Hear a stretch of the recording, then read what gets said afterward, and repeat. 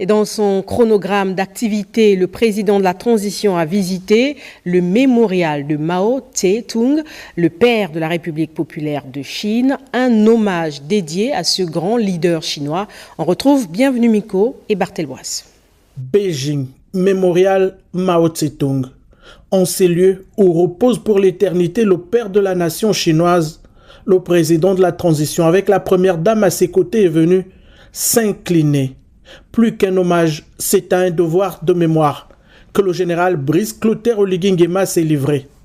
La reconnaissance de l'œuvre du fondateur de la République populaire de Chine, principal dirigeant de l'État jusqu'à sa disparition le 9 septembre 1976 à Pékin.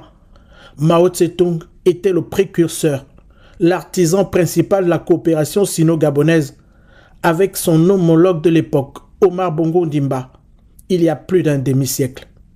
Vénéré par son peuple comme un héros national pour avoir libéré le pays de l'occupation et de l'exploitation étrangère, le grand timonier, comme on le désigne encore, bénéficie jusqu'à ce jour d'un souvenir, d'une admiration unique de ses compatriotes. Fondateur de la doctrine maoïste, l'homme d'État et chef militaire chinois a su mettre l'accent sur l'indépendance nationale et le développement équilibré de la paysannerie.